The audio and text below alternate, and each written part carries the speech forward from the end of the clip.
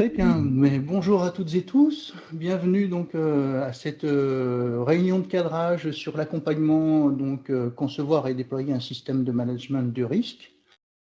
Donc l'objectif aujourd'hui, est de vous présenter un peu plus dans le détail cet accompagnement, la façon dont ça va se dérouler, le contenu, etc.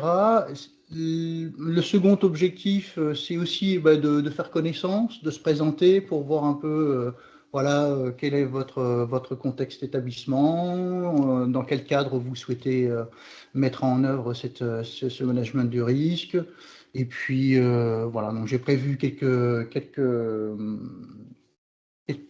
petits questionnaires ou claps pour permettre de faire connaissance.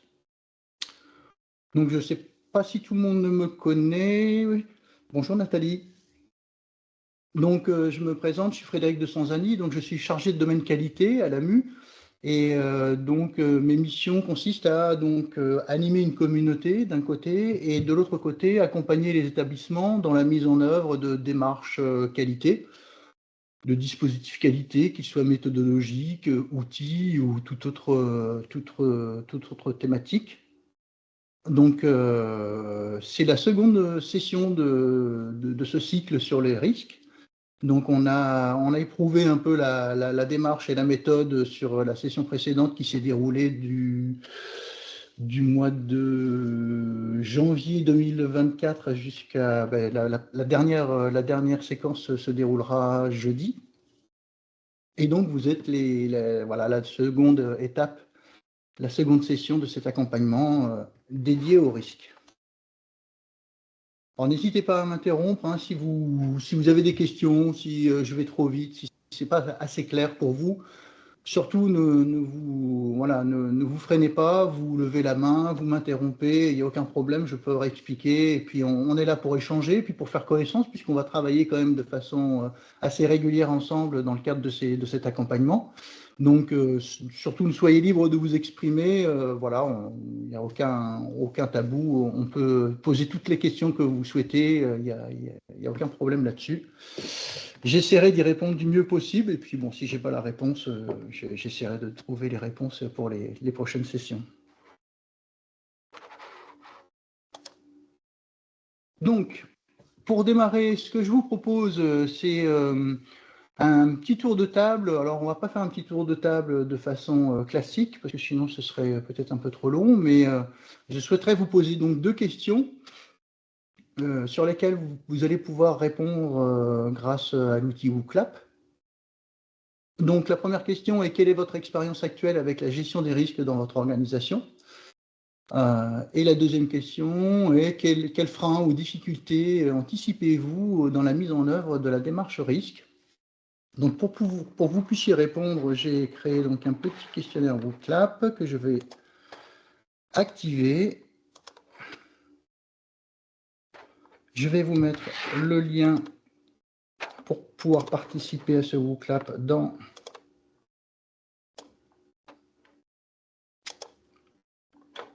alors, hop. Alors, le lien.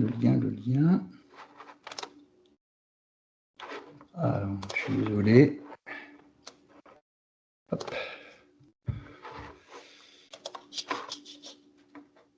Donc, je vous ai mis le lien dans la conversation. Voilà, donc vous pouvez vous connecter grâce à votre navigateur ou alors hop, grâce à cette... voilà, si vous avez un smartphone et vous souhaitez flasher le QR code. Donc l'idée, c'est normalement, quand vous allez cliquer sur le lien, vous allez arriver donc à un petit questionnaire dans lequel vous avez une liste de valeurs qui vous permet donc de renseigner vous pouvez sélectionner votre nom, prénom, et je vais vous montrer ce que ça donne. Voilà, vous devriez avoir ça.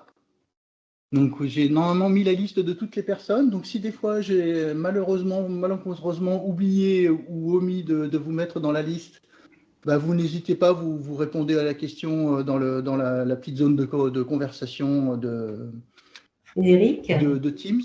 Oui. On ne voit pas ton écran. Ah, d'accord. Vous voyez pas. Ah, bah, pourtant, vous ne voyez pas mon écran. Alors attendez, je vais partager. Pourtant, moi je le voyais. Alors, est-ce que vous voyez mon écran là? Oui, là oui. Vous auriez. Là, oui, d'accord, très bien. Merci de m'avoir prévenu.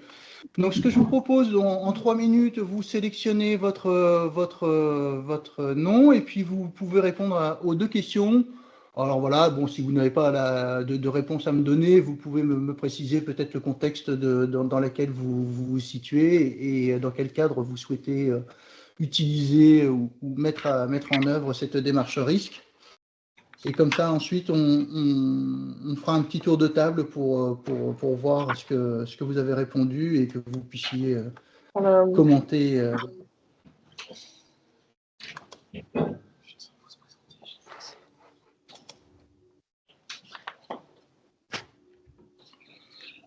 Voilà, je vous laisse renseigner. Prenez votre temps. Hein, vous avez quelques instants pour pouvoir. Donc pour celles et ceux qui viennent d'arriver, j'ai mis dans la conversation le lien WooClap pour pouvoir répondre aux 2 questions. Donc, quelle est votre expérience actuelle dans la gestion des risques au sein de votre organisation? Et puis, la deuxième, peut-être un peu plus compliquée, mais bon, quels freins ou difficultés anticipez-vous dans la mise en œuvre d'une démarche risque? Voilà, si vous avez quelques éléments de contexte à me donner, ça me permettra, moi, de mieux vous connaître et puis de voir, d'adapter peut-être un peu aussi le contenu de l'accompagnement à vos besoins. Si vous avez des besoins spécifiques, n'hésitez pas, vous les mettez. Voilà, si vous avez déjà une démarche risque de déployer, ou si vous souhaitez préciser les objectifs que vous vous êtes fixés dans le cadre de cet accompagnement, n'hésitez surtout pas. Je vous laisse 3 petites minutes et puis je reprends le contact avec vous dans 3 minutes. Excusez-moi. Oui. Je ne vois pas le lien WooClap, on arrive un peu en retard du coup, mais dans la conversation, il n'y a rien. Dans la conversation, il y est normalement. Ouais. Vous ne le voyez pas, je vais vous le remettre. Ah, là, je vous vois écrire. Voilà. Est-ce que c'est mieux là? Ouais, c'est bon. Merci. C'est bon? Ok. Ça va, tout le monde a accès au questionnaire?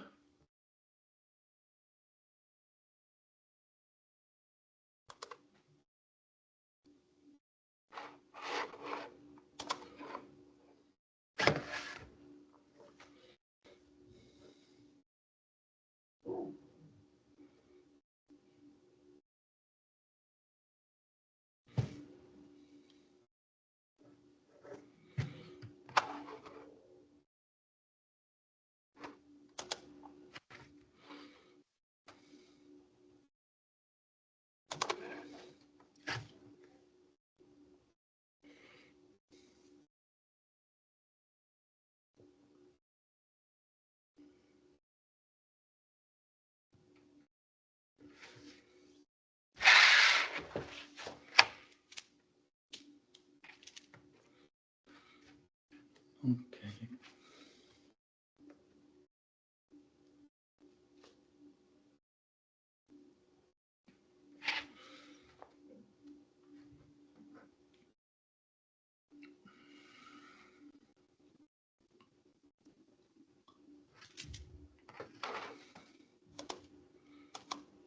Voilà, je vois que ça se remplit, c'est très bien.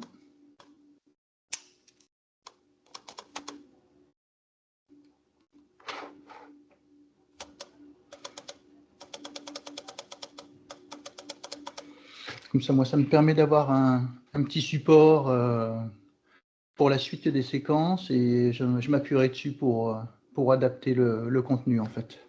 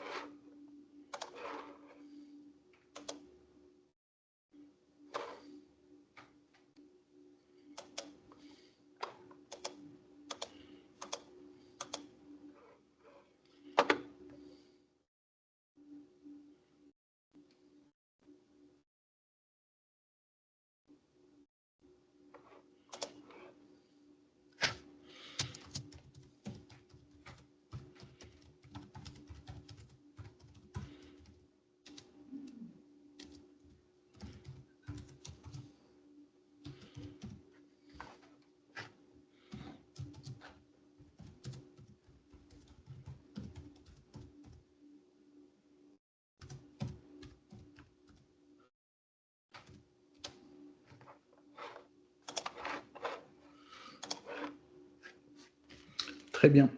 Est-ce que tout le monde a répondu? Est-ce que vous souhaitez encore quelques minutes?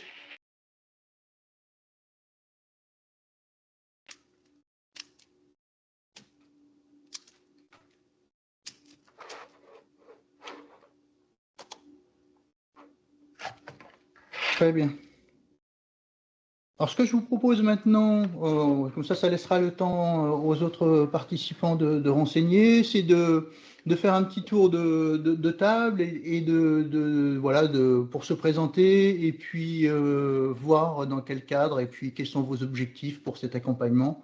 Voilà, et puis quelques informations, si vous souhaitez, complémentaires qui me serviront à moi pour la suite des événements.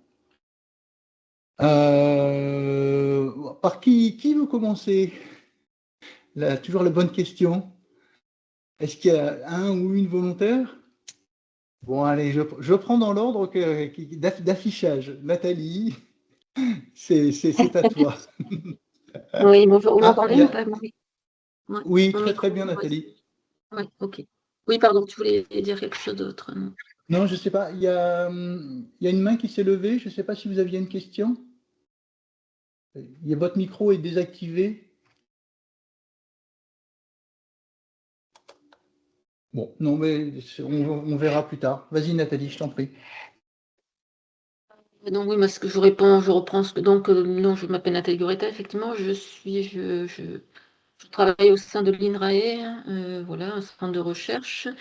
Je suis positionnée dans une direction d'appui qui s'appelle Diagonale et dans un pôle qui s'appelle Management Qualité. Dans ce cadre, en fait, je réalise des audits internes sur des systèmes de management qualité et environnemental. Dans ce cadre, effectivement, on fait de la gestion des risques, bien entendu.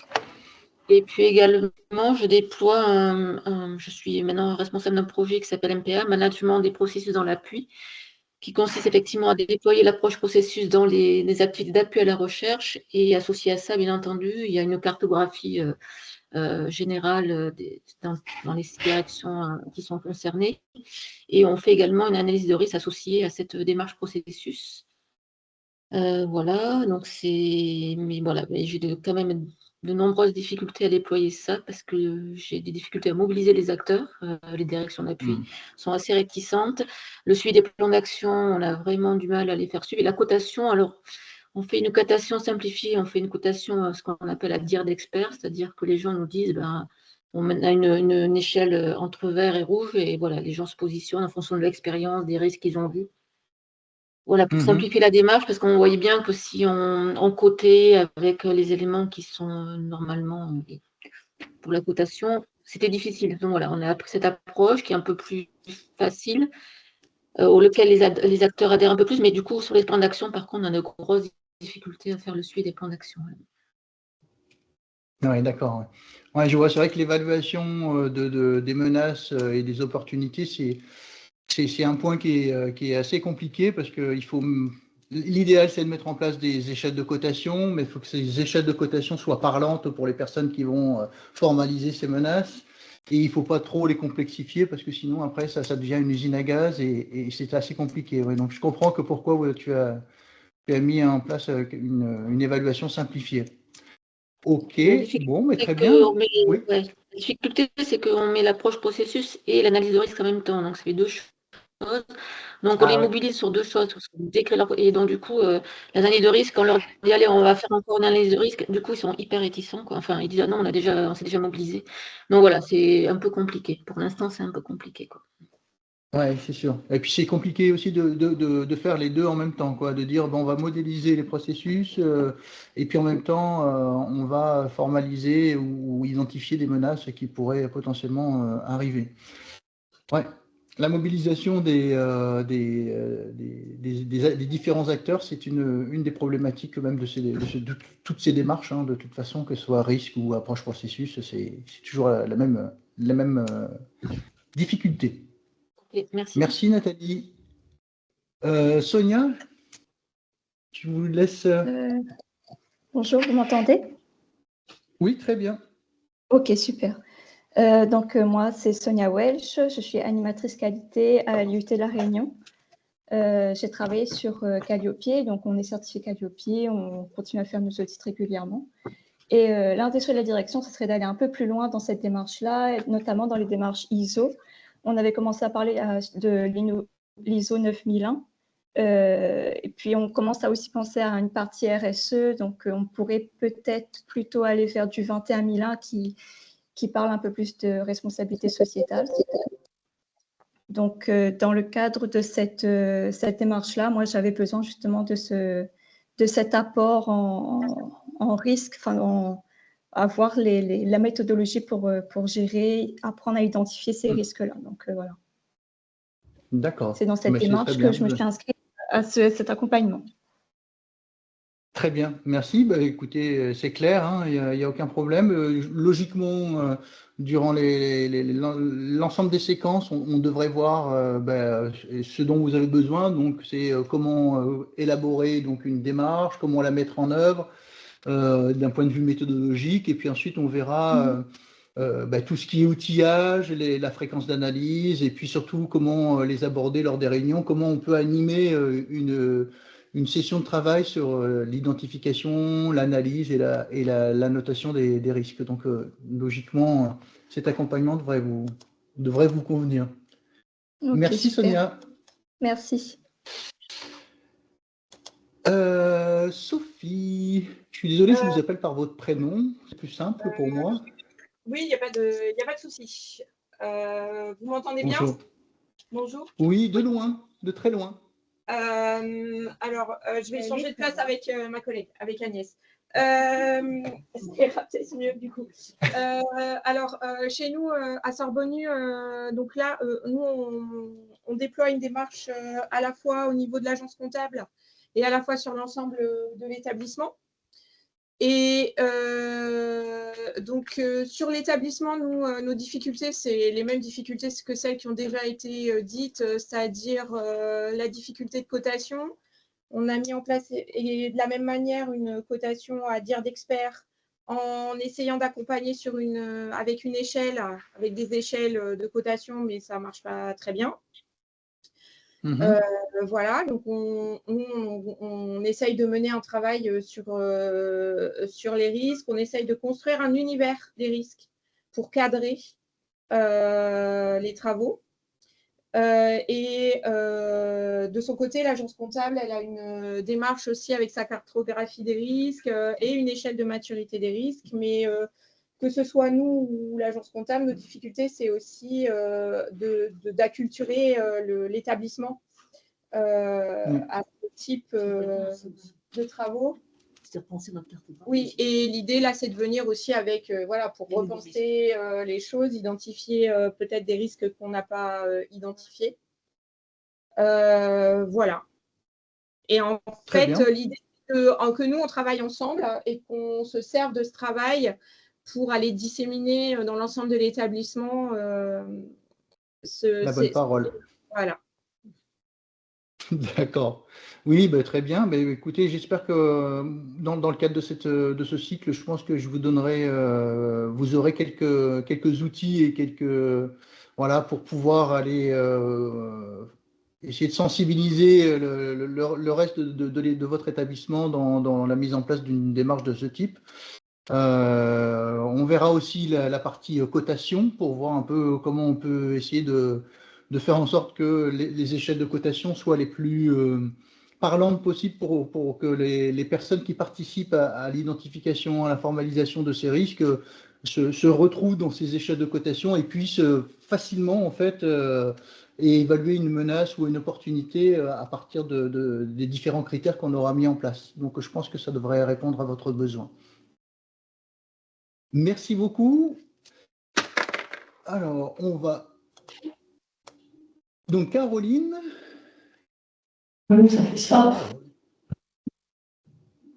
Oui, bonjour.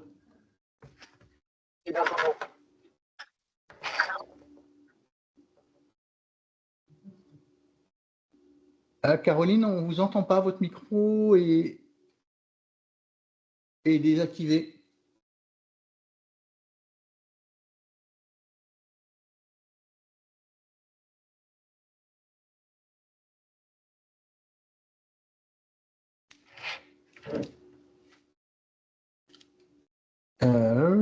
Caroline, on ne vous entend pas.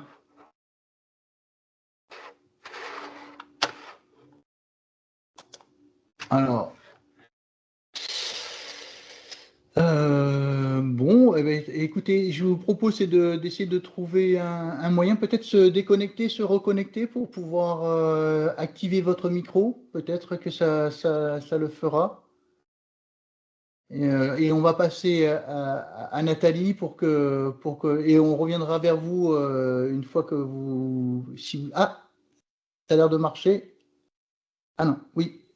Caroline?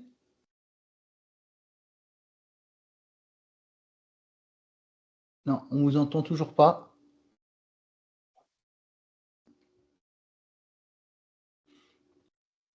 Je vous propose qu'on passe à la personne suivante et puis... Ah, on ne vous entend plus. Ah, vous m'entendez ou pas? Oui, vous m'entendez bien. Donc, Caroline, le reste des participants m'entendent bien. Donc, je vous propose de vous déconnecter puis de vous reconnecter. Comme ça sera peut-être... le problème sera peut-être résolu. Et en attendant, on va donner la parole à Nathalie. Nathalie, c'est you.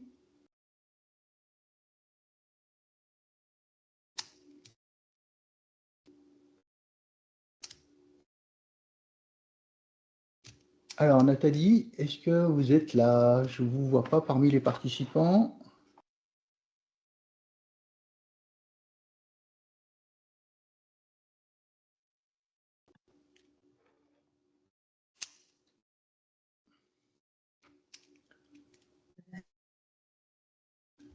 Nathalie?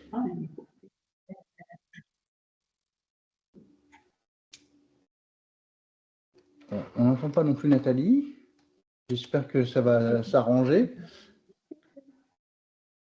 Donc, allez, on va passer à Céline. Céline, est-ce que vous êtes disponible? Alors, je ne vous entends pas non plus.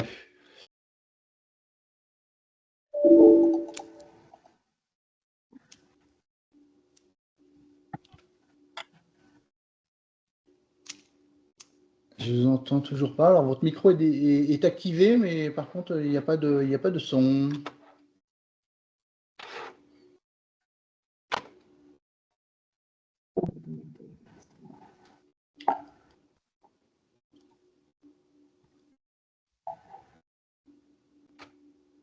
Alors, Céline, Céline s'est déconnectée. On va peut-être la revoir tout à l'heure. Alors, on passe à Sandrine. Bonjour, vous m'entendez? Oh là, oui, mais... Vous m'entendez, non? Oui, on vous entend bien, oui.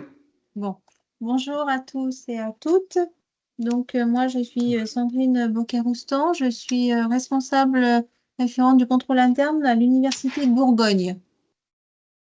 Et donc, nous avons déployé à l'université le contrôle interne au niveau des processus financiers et pour l'établissement. Maintenant, la difficulté que nous rencontrons, enfin, le chantier que nous aimerions mener, c'est un déploiement du contrôle interne au-delà de l'aspect financier, hein, sur les missions de l'université, sur les différents processus support. Et donc, je comptais sur cette participation au groupe pour avoir des conseils là-dessus, voir un petit peu si ça se fait ailleurs, parce que je ne vois pas bien comment prendre les choses. D'accord. Très bien.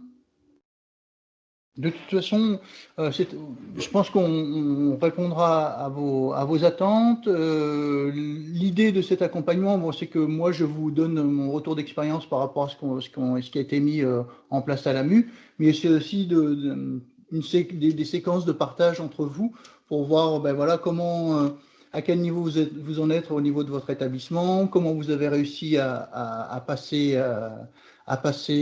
voilà, les difficultés que vous avez pu rencontrer, quels ont été les leviers que vous avez pu mettre en place pour essayer de sensibiliser votre établissement. Donc, je pense qu'il y aura des échanges qui se feront tout au long de ces séquences. Donc, pour moi, ça ne pose pas de problème.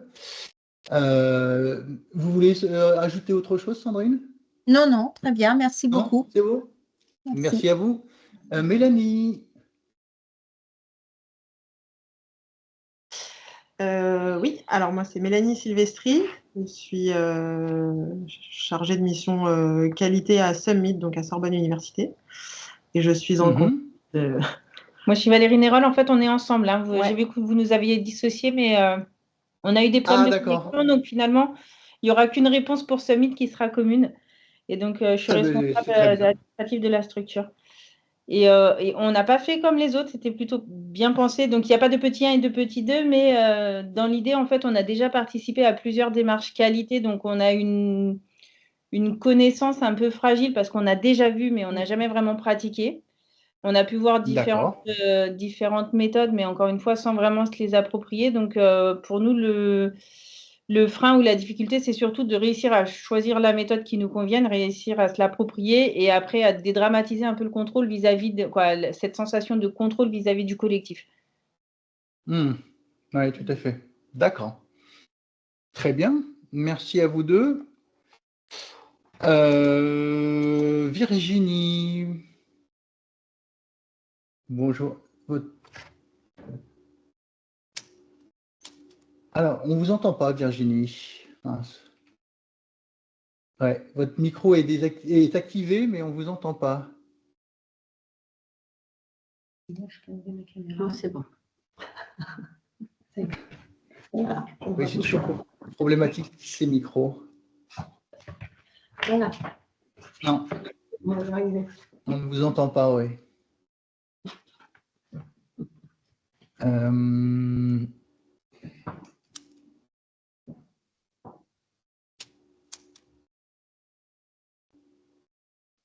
Alors, normalement, peut-être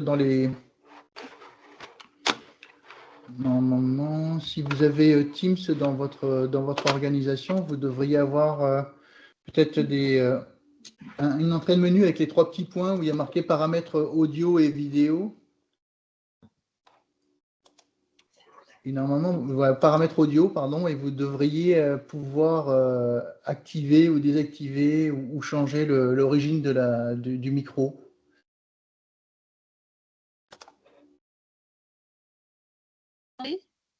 Non.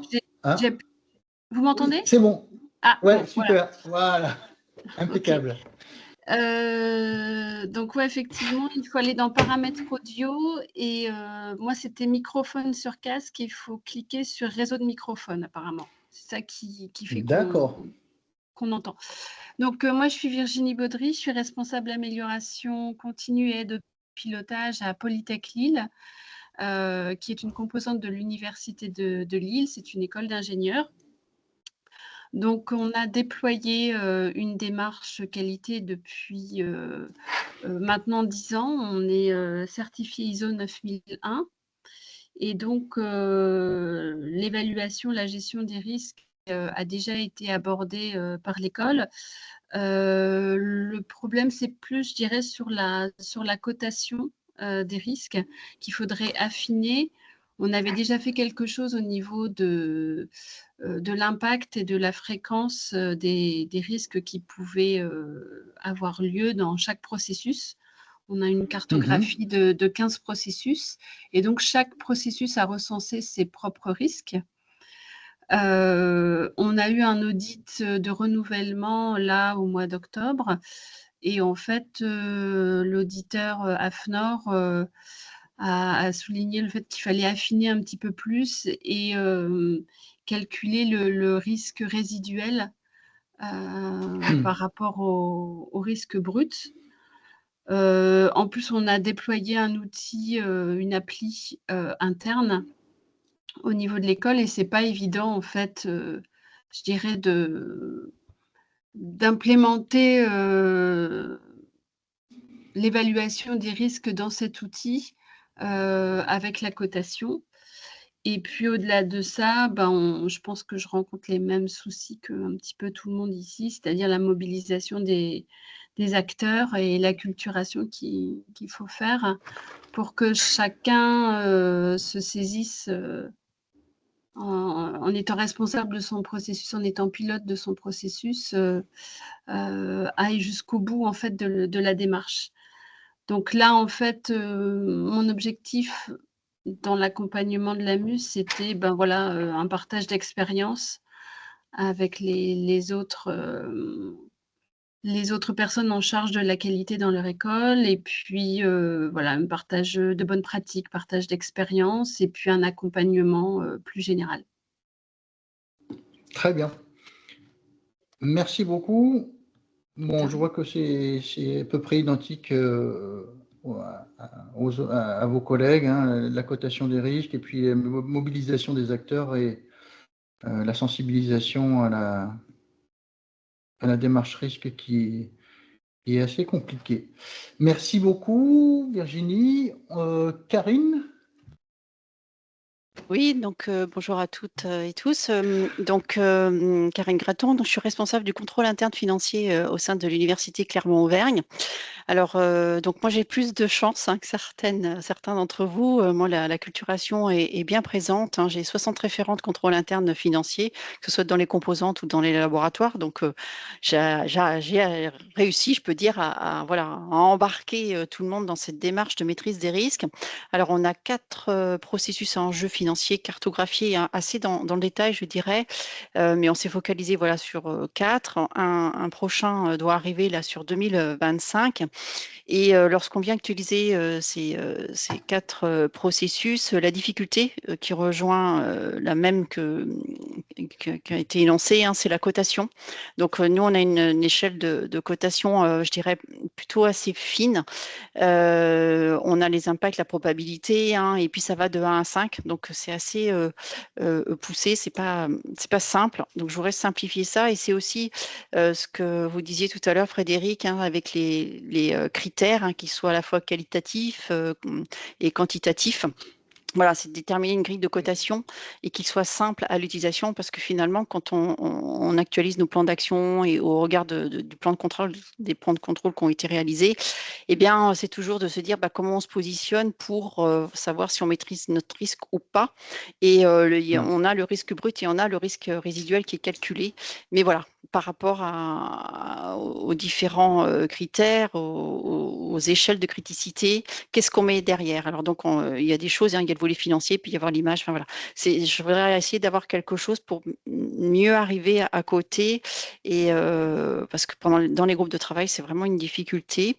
Et après, je voudrais pousser plus loin, c'est d'essayer de construire une échelle de maturité des risques, c'est-à-dire que sur le processus, il est cartographié, et finalement, après, vous savez, ça fait en format ça fait une toile d'araignée, et je voudrais essayer de construire ça. Mais voilà, moi, mes supports, ce n'est qu'Excel. Je n'ai pas d'autres outils, je n'ai pas de connaissances, je dirais. Donc, je ne sais pas s'il y a des choses plus faciles à utiliser. Enfin, voilà, c'est tout, on va dire, d'un niveau artisanal et manuel. Voilà, oui, on bien peut dire souvent, comme c'est ça. souvent le cas, hein. Bien souvent, Excel. Ça me rassure pour le coup. Je vous dis ça parce que nous, en interne, c'est pareil, on a utilisé Excel. Alors, Virginie, vous nous avez dit que vous aviez utilisé un outil. Vous utilisiez quel outil pour les côtés des risques? C'est un outil maison, en fait. D'accord. On a des informaticiens Polytech qui ont développé un outil maison à partir des fichiers Excel qu'on avait, parce qu'au départ, on était aussi sur des fichiers Excel. Et donc, tout a été implémenté dans une application voilà, qu'on appelle pilotage SMQ, mais qui est donc vraiment un outil maison. C'est pas quelque chose qui est commercialisé parce que je crois que les applications sont assez chères. Donc nous, on a voulu faire un truc tout terrain, simple, on va dire, un peu tout terrain, voilà. Adapter à votre besoin. Voilà, exactement. Adapter à votre besoin, oui. D'accord, très bien. Je crois qu'il restait Nathalie et Caroline qui ne sont pas encore exprimées. Bonjour. Bonjour, qui ont eu des petits soucis de connexion. Non, il n'y a aucun souci. Oui, alors on se présente, donc Nathalie Chailloux à côté de moi et Caroline Bouillard, moi-même. Nathalie est responsable qualité de l'école centrale de Nantes et moi, je suis responsable de la mise en place du contrôle interne à l'école. Donc, moi, je suis arrivée il y a un petit peu moins d'un an à l'école pour mettre en place le contrôle interne dans un premier temps financier. Donc, on est au tout début de la démarche. On souhaite mettre en place une démarche de maîtrise des risques globale au sein de l'école. Donc, on travaille beaucoup main dans la main avec Nathalie pour que ce soit vraiment le contrôle interne financier et la maîtrise des risques financiers soient intégrés dans une démarche globale de l'école. Mais le premier aspect qu'on va regarder dans la maîtrise des risques, ça va être la partie financière, donc contrôle interne comptable et contrôle interne budgétaire. On est au tout début de la démarche. Nous, la principale difficulté là aujourd'hui, de mon point de vue, après Nathalie dira ce qu'elle en pense, mais c'est principalement l'acculturation des acteurs de l'école à une démarche risque, que ce soit à tous les niveaux, c'est-à-dire que ce soit au niveau de la direction ou au niveau des agents dans les différentes directions, dans les différents labos, dans les différents services.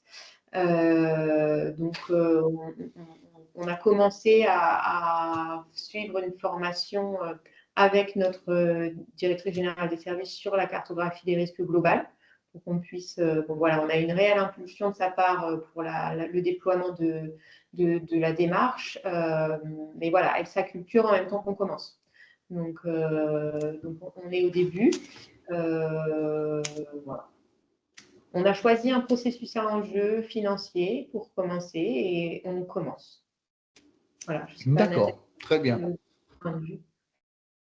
Bon, mais c'est très bien. C'est à peu près la même chose que Caroline. Je pense que nous, une des difficultés que l'on aura quand même à l'école, ce sera d'arriver quand même à estimer le temps à passer avec les différents acteurs, parce qu'on sait que pour identifier les risques, c'est avec différents acteurs, et là, ce sera selon leur disponibilité, sachant aussi que, comme le disait Caroline, on va identifier les risques dans un premier temps sur des processus financiers, mais l'objectif, on a quand même une cartographie de l'école, cartographie des processus à l'école. Tous les processus ne sont pas définis parce que ça prend du temps. Et ça va être, on va dire, de faire attention, de voir par rapport, nous, ce qu'on a regardé comme, c'est toutes les interfaces entre les processus. Et c'est vrai que, comme Caroline est arrivée en début d'année et qu'elle est missionnée en partie sur ça, c'est vrai que pour nous, c'est plus simple de commencer avec une personne qui est dédiée pour ça et qui pourra, on va dire, embarquer plus de personnes. Oui, tout à fait.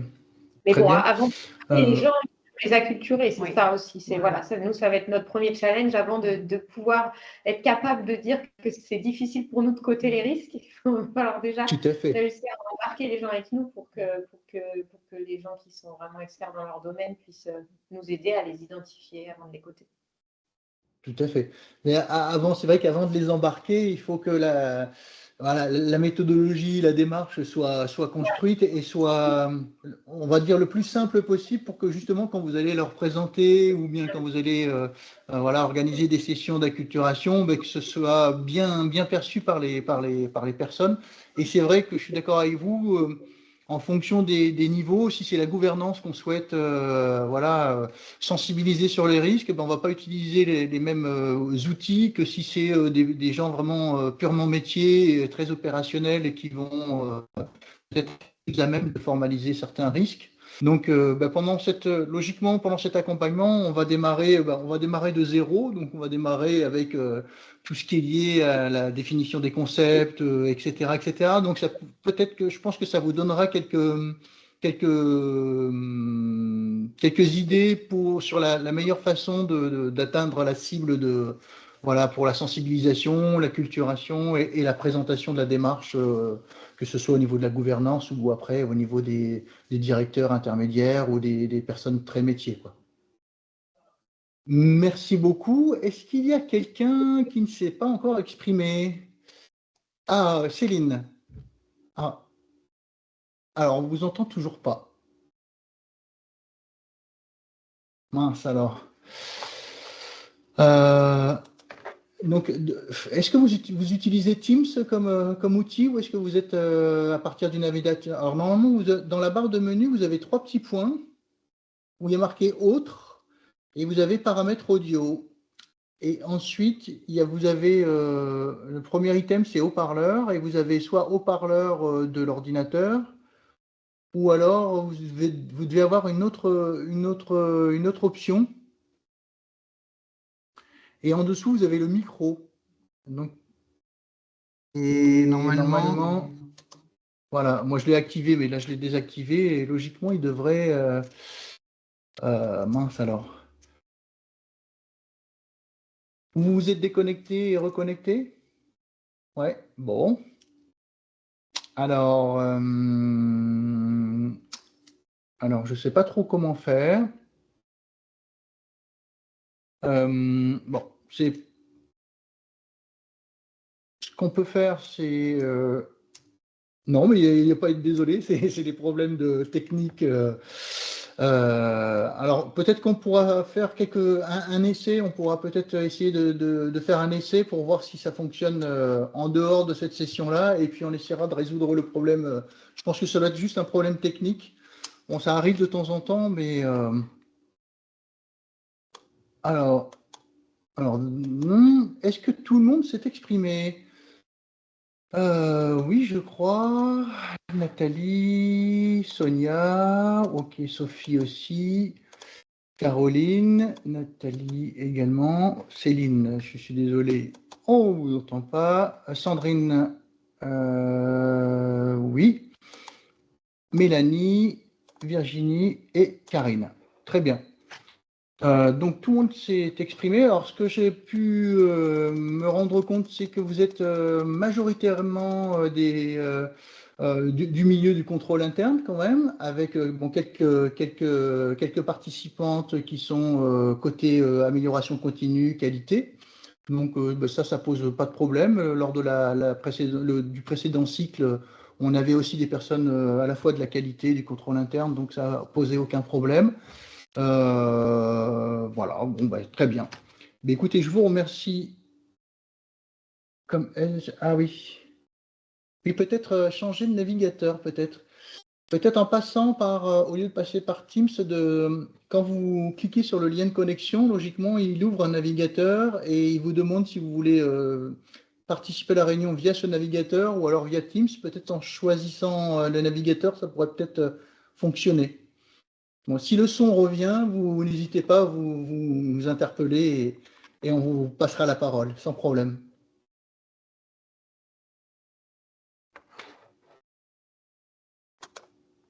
Ok. Alors, je suis désolé. J'avance un peu trop vite. Donc voilà, donc on s'est présenté. Je récupérerai donc les informations que vous avez saisies dans le WooClap. Ça me permettra à moi de peaufiner la préparation et les séquences que je vais préparer pour vous. Je vais vous présenter donc voilà, quelques diapos pour vous présenter un peu plus dans le détail cet accompagnement. Donc, pourquoi j'ai décidé de mettre en place cet accompagnement? Parce que d'abord un constat, hein, le contexte de l'enseignement supérieur et des établissements, il est en constante évolution, hein, c'est très mouvement, ça change très très régulièrement, donc le contexte est de plus en plus imprévisible. Et chaque organisation doit faire face à des risques, que ce soit financiers, qu'ils soient en termes de conformité réglementaire, la sécurité des données, l'image, la réputation, etc., etc. Et les normes et les certifications qui introduisent la notion de risque demandent à chaque organisation de les maîtriser, de mettre en place une démarche, de les maîtriser et de veiller à ce que ces menaces ne deviennent pas des faits et ne perturbent pas l'atteinte des objectifs de l'organisation. Et ensuite, il y a une nécessité, c'est de prendre conscience qu'il est nécessaire donc de mettre en place ce type de démarche pour vraiment essayer de cadrer et de consigner en fait l'ensemble des menaces dans un périmètre qui est jugé acceptable par votre établissement. Alors bien entendu, cette acceptabilité du risque, il est vraiment très lié à la stratégie de votre organisation et de l'appétence des personnes, de la gouvernance au sujet des risques. Et donc, on va donc aborder cette approche risque à travers donc un socle méthodologique qui s'appuie sur deux normes, l'ISO 9001 et l'ISO 31000, qui proposent donc alors pas de méthode concrète, mais des concepts et des règles à respecter pour pouvoir s'assurer que l'on maîtrise de façon optimum les menaces qui pourraient intervenir au quotidien. Alors c'est vrai que quand on parle de risque, on parle souvent des menaces, mais on parle peu des opportunités. Mais il faut aussi quand même s'intéresser aux opportunités parce qu'elles existent. Et je trouve que c'est bien de ne pas voir que le côté un peu négatif du risque. Il faut voir aussi l'autre côté. Il y a des choses qui sont peut-être intéressantes à atteindre. Et pour ça, il va falloir mettre en place aussi des actions pour pouvoir s'assurer que vous puissiez atteindre ces opportunités.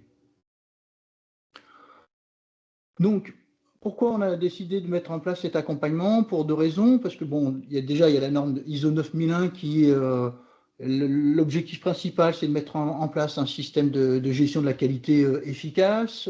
Elle donne quelques exigences de façon plutôt générale sur les risques. Ensuite, il y a la norme ISO 31000 qui est une norme donc spécifique à la gestion des risques et elle propose donc des concepts. Elle propose aussi un cadre et des principes qui s'ils sont respectés, vous permet de limiter un peu la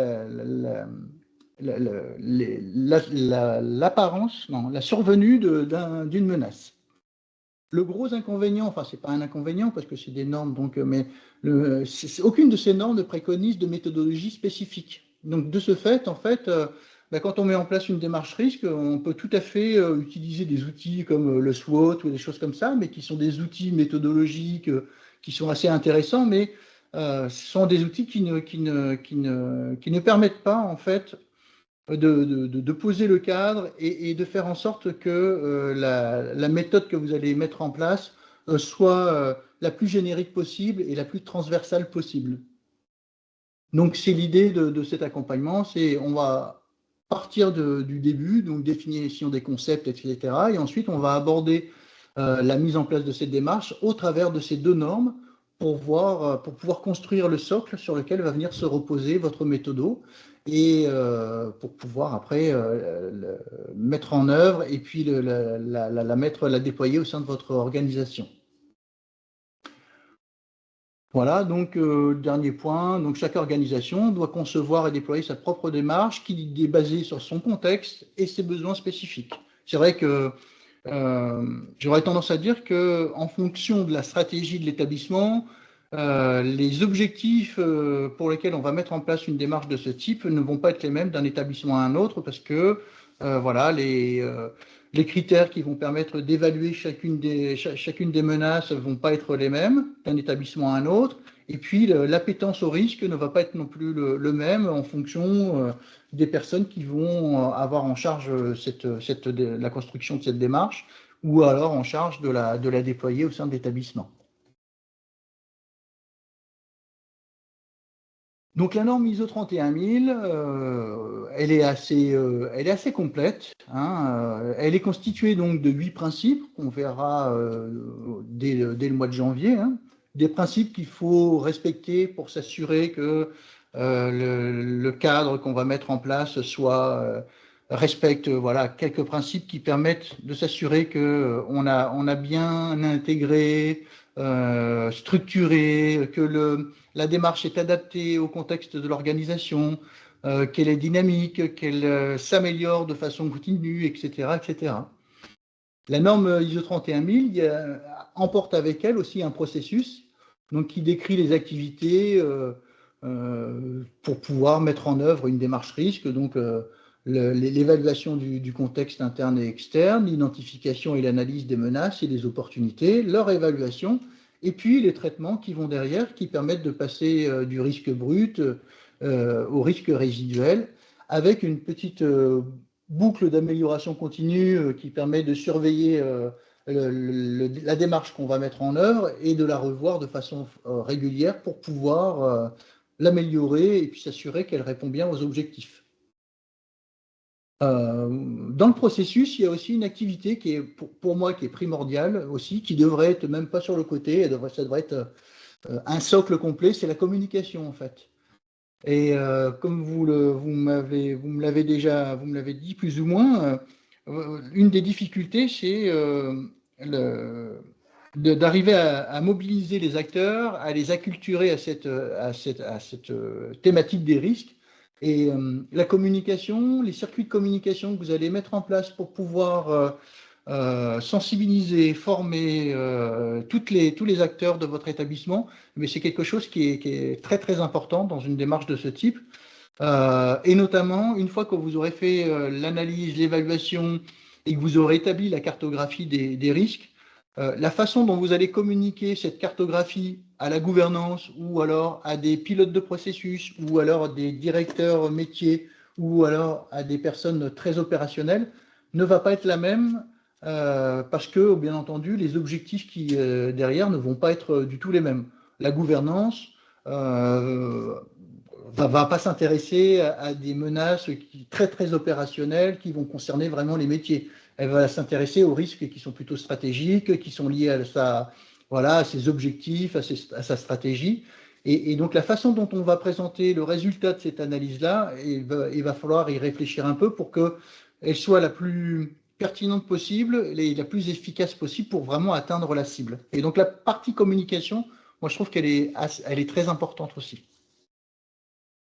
Et donc la norme, elle engage donc des principes, un processus et un cadre organisationnel. On verra ce qu'on entend derrière ce cadre organisationnel, mais ce cadre, il permet c'est grosso modo le socle sur lequel va reposer votre démarche. Et plus le socle sera solide et réfléchi un peu en amont, et plus vous aurez de facilité ensuite de présenter, d'expliquer, de sensibiliser en fait les différents acteurs de votre établissement à cette démarche. Nous, par exemple, à l'AMU, quand on a commencé à travailler sur les risques, on a mis en place, on a réfléchi, on a construit la démarche pour un projet. Vous savez, à l'AMU, on a des projets informatiques, donc on construit des solutions informatiques. Et donc, au tout début, on a mis en place cette démarche sur un petit périmètre, un projet. Et puis ensuite, on a essayé on a présenté cette démarche aux autres projets qui ont plutôt bien adhéré à cette démarche. Ça fait un peu effet boule de neige, puisqu'après après l'avoir mis au niveau du département construction des systèmes d'information, on l'a mis aussi du côté du département accompagnement et formation. Et puis ensuite, on a présenté ça à la direction en disant, voilà, on a mis en place une démarche risque sur les 3 départements de l'AMU. Il serait intéressant de monter d'un cran et d'aller jusqu'au niveau de la direction. Donc nous, on est parti plutôt du bas et ensuite on est remonté vers le haut. Il y a une autre technique qui peut être appliquée aussi, c'est de partir du haut, c'est-à-dire que la gouvernance ou la direction est déjà convaincue de l'intérêt de ce type de démarche et donc elle va le faire descendre par capillarité jusqu'au plus bas de l'organisation au niveau des directions métiers et puis des pilotes de processus. Est-ce que ça va pour le moment? C'est clair? Bon, je pense que vous connaissez, je pense quasiment tous la norme ISO 31000. On la verra en détail pour voir un peu ce qui retourne derrière. Là, c'est vraiment une première approche. Donc, comme je vous le disais, je vous propose de vous accompagner pour, d'une part, vous familiariser avec la notion de risque, qu'on voit bien c'est quoi un risque, c'est quoi un danger, c'est quoi une cible, qu'est-ce qui se passe quand un danger rencontre une cible, et puis tous les concepts et les définitions qui vont avec. Moi, je vous propose aussi de transmettre mon expérience sur la base de ce qui a été mis en place à l'AMU, et puis de vous donner les clés et les outils pour construire ou déployer une démarche risque au sein de votre établissement. Alors, je n'aurai peut-être pas toutes les solutions à vous donner, mais au moins, vous aurez des éléments pour pouvoir compléter ou amender ou améliorer ce qui vous pose problème actuellement. J'aurais pu ajouter un quatrième point qui est aussi l'interaction entre tous les participants, parce que on l'a remarqué lors de du précédent cycle, les échanges de bonnes pratiques, les retours d'expérience, les témoignages que vous pouvez apporter les uns par rapport aux autres est aussi très bénéfique pour pouvoir mettre en place ce type de démarche. Donc c'est quelque chose qui est assez intéressant. Et je pense que ça se construira au fur et à mesure des séquences sans aucun problème. Donc, je vous propose cet accompagnement, il se fera dans le cadre de séquences qui vont durer 1 heure à 1 heure et demie en fonction de la thématique à aborder, à peu près 2 sessions par mois, ce qui en fait un rythme assez correct. Vous verrez, c'est pas très intensif. Je vous proposerai tous les trimestres une séquence spécifique pour peut-être consolider les notions qui ont été abordées ou les approfondir. Ça dépendra un peu de vous. Si, par exemple, on aborde une séquence particulière et que vous souhaitez qu'on revienne dessus pour y retravailler avec le groupe de travail, ça sera avec plaisir qu'on le fera. J'ai prévu aussi une séquence de consolidation d'1 jour donc en présentiel. Alors ces séquences j'appelle ça des séquences de consolidation. Alors, je ne sais pas si le terme est très approprié, mais enfin, vu qu'on va se voir uniquement en distanciel, l'idéal c'est de se voir de temps en temps en présentiel pour pouvoir échanger, faire des bilans intermédiaires, des retours d'expérience, présenter des choses qui ont été mises en place au sein des établissements, des personnes qui participent à cet accompagnement. Et d'ailleurs, j'en ai une jeudi avec les participants qui ont suivi l'accompagnement précédent. Donc l'accompagnement, il va démarrer dès le mois de janvier, à peu près mi-janvier, à peu près, grosso modo. Je vous mettrai à disposition à chaque fois donc, les replays ainsi que les documents de travail sur un espace Resana que je vais créer. Donc je vous inviterai à travers cet espace. Vous pourrez y accéder. Ce qui fait que vous pourrez donc télécharger l'ensemble de la documentation, les supports de présentation, les modèles de documents, les outils que moi j'ai mis au point et qui potentiellement peuvent peut-être vous intéresser. Mais vous pouvez aussi vous-même déposer des documents qui nous permettront de partager peut-être votre point de vue, la façon dont vous avez mis en place la démarche au niveau de votre établissement et ça permettra de constituer une petite base documentaire sur laquelle les participants pourront s'appuyer pour essayer d'adapter et de mettre en place la démarche au sein de leur établissement. Est-ce que ça vous convient, cette approche avec les différentes séquences et les rendez-vous trimestriels, la journée de consolidation? Alors, je ne sais pas quand est-ce qu'on la fera, mais on décidera ensemble, donc là, il n'y aura aucun problème. Ça vous convient? Très bien. Très bien. N'hésitez pas à m'interrompre si vous avez des questions, n'hésitez pas à vous exprimer. Moi, je ne me formaliserai pas si vous me dites non, je ne suis pas d'accord, ou bien s'il y a des choses qui ne vous conviennent pas, on est là pour en parler justement, pour cadrer. Donc, il n'y a aucun problème, on peut s'adapter, on est quand même assez libre. Donc, logiquement, vous disposerez à terme de tous les éléments pour construire et formaliser votre démarche risque. Donc, si vous ne l'avez pas déjà fait, ce sera quelque chose qui sera possible de faire. déployer une démarche adaptée au contexte de votre organisation, et puis potentiellement décliner la méthode sur d'autres périmètres comme des projets, des processus ou tout autre périmètre que vous souhaiterez déployer. Donc moi, ce que je vous propose, l'accompagnement, l'approche risque que je vous propose, c'est un cadre parmi tant d'autres, hein. Il y a beaucoup d'outils, de méthodes pour gérer les risques et s'assurer de leur maîtrise. Voilà, il y a des outils comme le SWOT, l'AMDEC, plus pour l'industrie, ou d'autres méthodes, d'autres formations. Voilà, moi c'est un cadre parmi tant d'autres, et puis après je pense que l'idéal c'est d'aller piocher un peu ce qui se fait chez les uns et chez les autres et qui pourrait peut-être vous intéresser dans le cadre de votre établissement. Alors à qui s'adresse cet accompagnement? Aux personnes qui souhaitent découvrir comment on construit une démarche risque, voilà. Aux personnes qui ont déjà mis en place une démarche de ce type, mais qui souhaitent une autre approche pour peut-être adapter sa démarche. Voilà, si vous avez déjà mis en place une démarche de ce type, mais que vous souhaitez donc partager les avantages de ce que moi je vais vous proposer par rapport à vos difficultés rencontrées, notamment sur la cotation, sur la sensibilisation et la mobilisation, ça peut être intéressant. Donc, j'aurais tendance à dire que voilà, ça s'adresse à quasiment tout le monde, quoi, hein. Tous ceux qui souhaitent y participer, je pense que vous rentrez tous dans le cadre de cette présentation. Donc cet accompagnement, il va se dérouler de la façon suivante. Donc il y a des séquences qui sont réalisées donc 2 fois par mois, comme je vous l'ai dit, en distanciel. Présentation des notions, des concepts, de la méthode, des échanges entre participants, quelques cas pratiques quand même pour mettre en œuvre ce qu'on aura vu durant la séquence.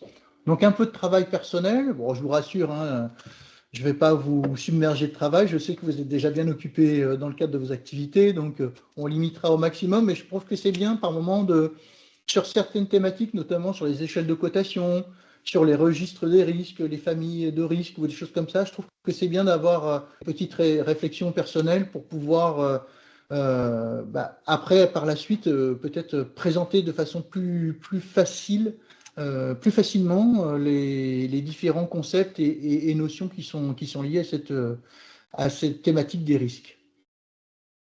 Des ateliers pratiques, donc ça c'est en option si vous souhaitez par exemple qu'on fasse un focus sur par exemple les risques liés au processus ou bien sur une autre thématique, il n'y a pas de souci, on peut, voilà, au cours de la discussion, on peut décider de dédier une séquence particulière à ce type à cette thématique-là. Et puis ensuite, donc les ateliers de consolidation pour permettre de faire un bilan, une rétrospective, des actions qui ont été menées, et surtout partager et communiquer, témoigner entre vous sur les différentes typologies d'approches qu'il est possible de mettre en place. Donc je vous présente là le calendrier prévisionnel, hein, des séquences avec le titre de chacune le titre que l'on va aborder. Donc 2 séquences au mois de janvier, hein, à peu près 2 séquences par mois. Où on verra donc la notion de risque, ses principes et le processus de management du risque à travers l'ISO 9001 et l'ISO 31000. On verra comment s'engager et concevoir sa démarche, la conception du cadre organisationnel, la construction du référentiel du management du risque avec d'un côté le registre des risques, les échelles de cotation, la limite d'acceptabilité, voilà, tout un tas d'outils qui permettent de poser en fait le cadre de cette démarche sur quelque chose d'assez solide. Et ensuite, on verra comment on peut maîtriser ces risques processus et on abordera à la fin des séquences l'identification, l'analyse, l'appréciation des risques et tout ce qui est lié à la restitution avec les tableaux de bord, les matrices et puis surtout les analyses qu'on peut en faire derrière parce que je trouve que c'est important. Quand on met en place ce type de démarche, moi souvent je vois des démarches qui sont intéressantes, mais quand je regarde la cartographie avec les nuages de points des menaces, Je trouve que c'est dommage, ça manque d'un document un peu plus verbeux qui présente un peu de façon factuelle les menaces les plus importantes. Et je vous montrerai ce que nous, on a fait au niveau de la MU, qui peut voilà, vous inspirer peut-être pour peut-être sensibiliser et peut-être un peu plus facilement les acteurs à cette démarche. Et ensuite, ça se déroule, donc le traitement du risque, le suivi et la revue des risques, c'est-à-dire à quelle fréquence on doit les revoir, qui doit les revoir, quelle est la charge qu'on peut voilà, dédier à la revue des risques. Et puis j'ai rajouté 2 séquences qui n'étaient pas là au cycle précédent, c'est l'intégration des démarches. Parce que je me rends compte qu'en fait, bien souvent, il y a des démarches qui sont, voilà, une démarche risque pour la finance, une démarche risque pour le domaine de la qualité, une démarche risque pour tout ce qui est santé, sécurité. Et bien souvent, ces démarches coexistent dans l'écosystème de votre établissement. Et il faut quand même voir s'il n'est pas possible soit de les intégrer ou soit de faire en sorte de faire des passerelles entre ces démarches pour qu'elles puissent communiquer entre elles et que le reporting que vous faites au niveau de la gouvernance soit le plus clair possible. Donc voilà, il y aura une séquence qui sera dédiée à ça et puis une séquence sur comment mobiliser. Alors j'ai parlé de la gouvernance, mais ça peut être aussi les pilotes de processus, ça peut être les personnes qui sont en cœur de métier. Comment arriver à mobiliser les personnes dans la mise en place de ce type de méthode et comment faire en sorte qu'ils répondent du mieux possible. Et avec un atelier de consolidation en juillet prochain, bon, c'est pas de suite, hein, bien entendu, mais on aura le temps d'en discuter, mais voilà. Donc voilà le programme que je vous propose. Après, il est amendable, personnalisable, hein, donc voilà, comme je vous le disais, si vous voulez faire un focus ou faire vraiment un zoom sur une thématique particulière, on peut échanger là-dessus et on peut s'adapter sans aucun problème. C'est justement l'objectif, enfin, l'intérêt de cet accompagnement. Avant, quand j'ai commencé à en parler, on m'a dit « Ah oui, c'est une formation alors que tu vas faire ». Je lui ai dit « Non, ce n'est pas vraiment une formation parce qu'une formation, ça suit un parcours pédagogique bien défini et puis on ne peut pas vraiment en sortir parce qu'il y a un cadre calendaire qui fait que on est assez pris par le temps. Là, l'avantage, c'est que certes, ça s'étale sur 6 mois, mais le gros avantage, c'est qu'on peut adapter en fait en fonction de vos besoins et puis des retours qu'on aura suite à nos échanges. Je vais passer ce diaporama-là, cette petite question, parce que vous y avez répondu lorsque vous avez présenté vos objectifs et vos besoins. Et donc, vous allez avoir à disposition donc, des outils et des ressources. Donc, je vais créer un espace Resana Management du risque dans lequel je vais vous inviter. Donc, à l'intérieur de cet espace, je vais déposer tous les supports de présentation, les modèles de documents, les guides méthodologiques, etc., etc. Vous aurez à disposition donc un guide méthodologique. Ça, c'est une nouveauté par rapport au cycle précédent. C'est-à-dire que je me suis dit qu'il serait intéressant, alors peut-être que vous l'avez déjà, hein, peut-être que vous avez déjà formalisé ça, mais moi, ce que j'ai fait quand on a mis en place la démarche risque à l'AMU, c'est que je suis parti d'un document vierge, et au fur et à mesure qu'on a construit le cadre organisationnel, le référentiel des risques, qu'on a mis en place les circuits de communication, etc., etc., j'ai tout formalisé dans ce document, qui est grosso modo ma Bible dans laquelle je me réfère pour pouvoir aller identifier une réponse à une question ou bien récupérer une ressource qui pourrait être utile pour présenter à la gouvernance ou à la direction ou à toute autre personne. Donc je trouve que c'est intéressant, je vous donnerai le modèle et puis vous pourrez le compléter au fur et à mesure que l'on se verra avec les différentes ressources que je vous mettrai à disposition. Je vais construire aussi une boîte à outils avec, donc ce sera sous forme de répertoire Windows, hein, avec à l'intérieur donc j'aurai une arborescence par grandes étapes de construction et à l'intérieur desquelles je mettrai donc les modèles de documents, les ressources externes. Si vous, par exemple, vous avez des guides ou des documents que vous souhaitez partager, on pourra les intégrer dans cette boîte à outils. Et vous aurez donc comme ça, à la fin de la séquence, à la fin du cycle, un fichier zip que vous pourrez récupérer sur l'espace Resana et qui vous permettra d'avoir tout ce qu'on a vu pendant la démarche. Et enfin, je vais créer, donc ça aussi c'est nouveau, une liste de diffusion qui est en cours de construction et qui sera constituée donc des participants du premier cycle et de vous-même.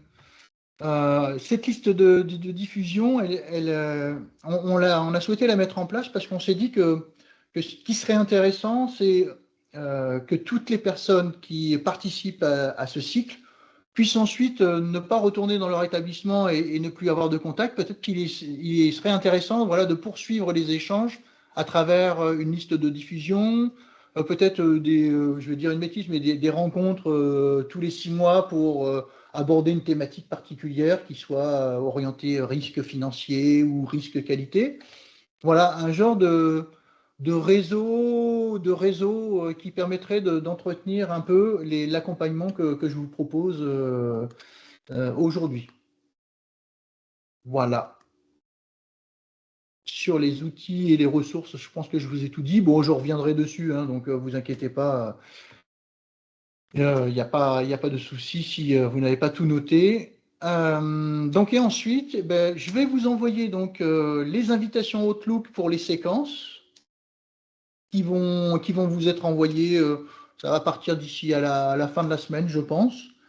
Donc vous verrez, vous allez recevoir pas mal d'invitations, donc 2 invitations par mois pour participer donc à ces séquences. Généralement, ça se déroule le mardi en matin. Et je vous demanderai, si c'est possible, si vous est possible, de me confirmer au plus tôt possible votre participation pour que je puisse anticiper et essayer de voir si tout se colle correctement. De toute façon, même si vous loupez une séquence, vous aurez à disposition le support de présentation et la vidéo qui va bien avec. Donc, vous pourrez tout à fait rattraper.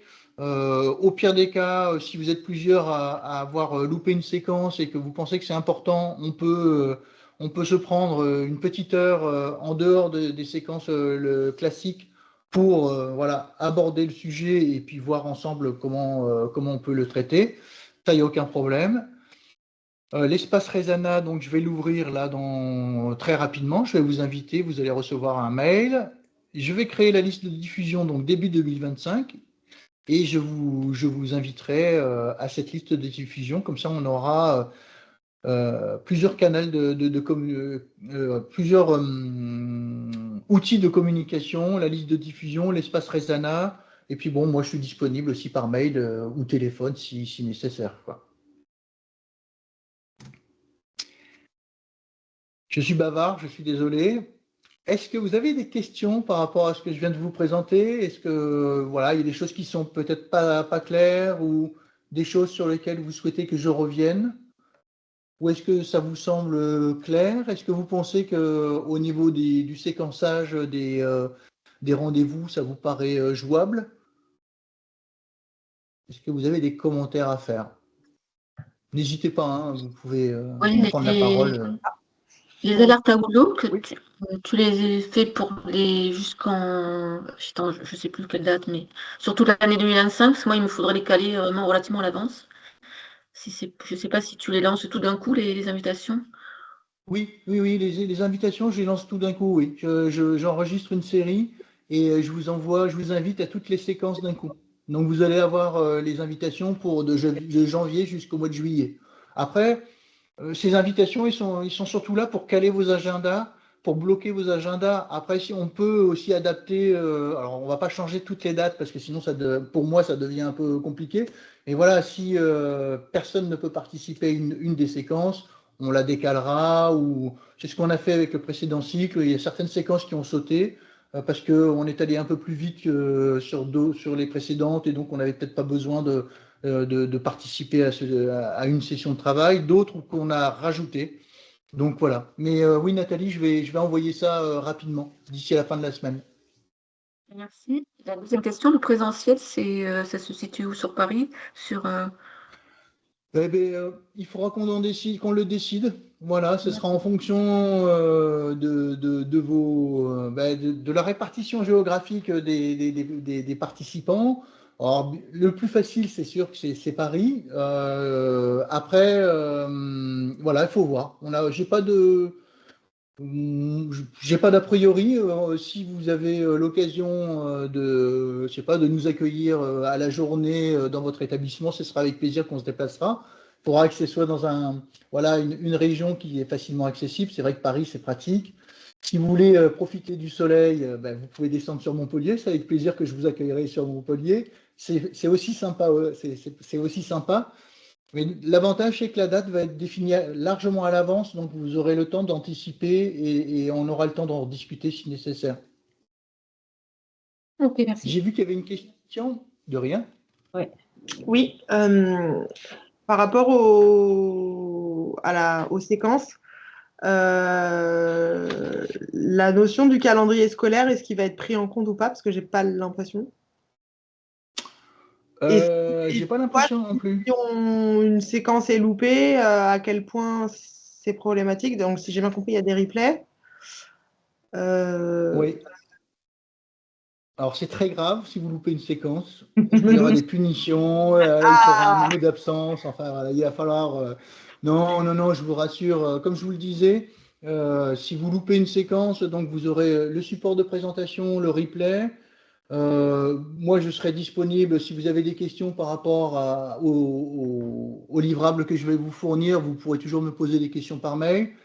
Et au pire des cas, si vraiment c'est vraiment pas très clair, on pourra s'organiser un point hors séquence telles qu'ils sont présentées là pour vous remettre à flot au niveau des connaissances, quoi. Il n'y a pas de souci. Ok, nickel. On s'adapte. Parfait. Merci. Je vous en prie, Sonia. Oui, moi c'était une question aussi par rapport à la séquence en présentiel. Parce que je suis de La Réunion et ça peut être assez compliqué au niveau du déplacement. Il y a quand même 11 heures d'avion. Donc, je ne suis pas sûre de pouvoir y participer. Non, mais il n'y a aucun problème. Alors, c'est vrai que moi, j'ai mis en présentiel parce que c'est vrai que c'est beaucoup plus sympa. On pourra faire un mix présentiel, distanciel si nécessaire. Alors, c'est vrai que moi, je préfère le présentiel parce que c'est vrai qu'on va se voir assez souvent en visio, mais bon, la visio c'est bien, mais ça remplace pas quand même. Mais bon, je comprends tout à fait que venant de la Réunion, ça fait un peu loin. Donc, il n'y a aucun problème. On fera un mix des deux, il n'y a aucun problème. On peut se déplacer. Oui, tout à fait, on peut se déplacer à la Réunion. Moi, je ne dirais pas non aussi, hein, c'est sûr. Mais bon, je ne suis pas sûr que dans le contexte actuel budgétaire, je ne pense pas que ça passe beaucoup. Hein. C'est pas faux. Ouais. Non, mais faut pas vous inquiéter. Alors, bien entendu, il faut essayer de suivre régulièrement les séquences parce que c'est vrai qu'il y a un enchaînement logique et puis après, c'est beaucoup plus fluide et c'est beaucoup plus simple à suivre si vous êtes régulière dans vos participations. Mais après, comme c'est un accompagnement, c'est pas une formation, donc on s'adapte très facilement. Voilà. Je comprends tout à fait que vous avez des contraintes professionnelles qui peut-être potentiellement vous empêcheront de participer à certaines séquences. On s'adaptera et on fera une session de rattrapage si nécessaire, quoi. D'accord? Ok, merci. Alors, je vais regarder au niveau de la conversation. Peut-être qu'il y a des questions. Ah oui, bah oui, Caroline. Bah oui, c'est sûr qu'on veut bien venir à la réunion. Oui, moi aussi. Ok, écoutez, si c'est clair pour vous, est-ce que vous avez des questions supplémentaires ou des commentaires, non? Oui, moi je voudrais, alors pour les séquences, très bien que ça soit planifié à l'avance, hein, parce que c'est vrai qu'il y a beaucoup de réunions après à programmer quand on pilote des groupes de travail. Moi j'ai une question, sur les normes, alors j'ai pas du tout de formation de qualité, de qualiticienne, etc., hein, à la différence d'autres collègues. Dans la slide, voilà, sur le 7 et 8, là, vous parlez donc des 2 normes.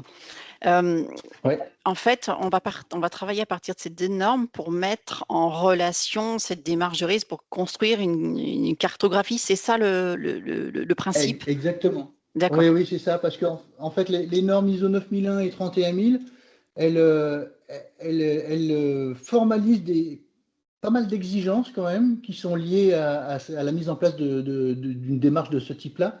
Et donc, l'avantage de s'appuyer sur ces normes, c'est que si on s'appuie dessus, grosso modo, vous êtes dans les clous et vous savez que la démarche que vous allez mettre en place, elle est dans le cadre de ces 2 normes. Et donc, c'est quand même un argument qui est quand même assez appréciable, notamment vis-à-vis de la gouvernance, vis-à-vis de certaines directions ou des choses comme ça, quoi. Alors, même si vous ne connaissez pas ces 2 normes, il n'y a aucun problème, hein. D'ailleurs, il y a une séquence où on épluchera, on ne va pas éplucher de façon très détaillée toutes ces normes, mais on reviendra sur les différents concepts, exigences et tout ça qui sont formalisés dans ces normes. Donc, vous aurez un guide de lecture et donc ça vous facilitera grandement le travail. Donc, il n'y a aucun problème si vous n'avez pas de formation particulière, qualité. C'est assez simple. Oui, parce Beaucoup plus simple que le contrôle financier. Parce que dans chaque norme, en fait, pour en avoir fait un atelier commun justement avec une structure qui a des certifications normées ISO, et en fait, on avait fait dans cet atelier, voilà, de travail, il y avait des indicateurs, des jalons, et donc du coup, par rapport à ces 2 normes, on mettra des jalons, enfin, on ira voir les jalons et de voir comment est-ce que derrière on fait notre cartographie, c'est ça? Oui, tout à fait. Oui, surtout la norme ISO 31000. L'ISO 9001, elle donne des exigences assez générales par rapport au système de management de la qualité. Mais par contre, la norme ISO 31000, elle donne des grands principes, elle propose un process. Il y a un cadre organisationnel, donc c'est le socle sur lequel va venir reposer cette démarche. Et donc ça, quand on a bien compris le principe, ça aide beaucoup à la compréhension et puis à la construction d'une démarche risque, quoi. Et comme c'est quelque chose, enfin, moi je vais pas utiliser de termes très spécifiques, ça va vraiment être très opérationnel, donc vous allez voir, vous allez vite vous y retrouver, quoi. Enfin, j'espère. Sinon, vous me le direz, mais le premier cycle, enfin les participants du précédent cycle n'ont pas été perdus, donc je pense que ça devrait aller. Et puis moi, l'avantage, c'est que moi, je monterai en compétence sur le contrôle interne aussi, parce que par contre, moi, le contrôle interne, je commence à comprendre, mais bon, il y a des choses qui ne sont pas très simples non plus, donc c'est très bien. Ce sera un échange de bons procédés, comme ça. D'accord, merci. Je vous en prie. Nathalie et Caroline? Mais moi, j'avais une question parce que j'ai cru comprendre qu'on n'est pas du tout tous et toutes avancés de la même façon dans nos établissements. Quand j'entends que certains ont 15 processus, sont certifiés ISO 9001, ont 60 correspondants, tout ça. Alors, j'imagine que, évidemment, nous qui sommes au début de la démarche, on va pouvoir profiter de l'expérience de chacun. Je ne suis pas sûre que nous, on pourra apporter grand-chose aux autres. Je ne sais pas, je me pose la question si ça peut risquer d'être un souci dans l'avancement de l'accompagnement pour certains ou pas du tout. Enfin, je ne sais pas. Moi, franchement, je ne pense pas parce que alors, au cours du précédent cycle, il y avait certains établissements qui étaient très très avancés dans la mise en place d'une démarche risque, qui avaient déjà mis en place, donc ça tournait bien et tout ça, et pourtant ils ont participé à ce cycle, donc ça les a pas perturbés plus que ça. Au contraire, justement, ils ont apporté leur expérience, leur témoignage. Pour les établissements qui démarrent simplement ou pour lesquels la notion de risque est un peu plus légère, c'est pas très grave non plus parce qu'on va démarrer vraiment du tout début, donc vous voyez, du commencement, et on va aller crescendo, donc Peut-être qu'au départ, même au départ, je pense que même si vous avez déjà mis en place une démarche risque, le fait de se remettre en tête la définition des concepts, le danger, voilà, la menace et tout ça, toutes ces définitions-là, ça permet aussi de se remettre en tête les définitions pour utiliser un vocabulaire commun. Quand on va parler de vraisemblance, on saura de quoi on parle. Quand on va parler de registre de risque, on saura de quoi on parle. Moi, je pense que ça posera pas de problème. Et puis après, si par hasard, l'accompagnement que moi je vais proposer ne vous apporte pas, puisque vous avez déjà toute la compétence et toute la connaissance, bon, voilà, ça voudra dire que voilà, vous aurez la possibilité d'arrêter l'accompagnement en cours de route si nécessaire, quoi, il n'y a aucun problème. Bon, je pense pas, parce que en tout cas, ça n'a pas posé de problème. Au cours du cycle précédent, il y avait des personnes qui démarraient vraiment de zéro, d'autres qui avaient déjà un niveau bien, voilà, une démarche risque mis en place, donc ça n'a pas posé de problème. D'accord. Ok, merci. D'accord. Je vous en prie. Très bien. Eh bien, écoutez, si vous n'avez pas d'autres questions, moi je pense que je vous ai tout dit. Donc je vais mener toutes les actions là, dont je vous ai parlé, l'envoi des invitations, la création de l'espace Resana, la création de la liste de diffusion, la mise à disposition du replay, des supports de présentation. Et puis on se revoit en début d'année. Si entre aujourd'hui et je pars en vacances le 19 décembre, donc vendredi 19. Voilà, si vous avez des questions, s'il y a des choses qui ne sont pas claires, n'hésitez surtout pas, hein, vous m'envoyez un petit mail. Voilà, si je ne peux pas vous répondre de suite, voilà, je vous répondrai le plus rapidement possible, mais n'hésitez surtout pas, restez pas dans l'attente. On est aussi là pour échanger et puis pour faire en sorte que tout soit accessible pour tout le monde. Donc, pas d'hésitation et pas de problème. D'accord ? Eh bien, écoutez, si vous n'avez pas d'autres questions,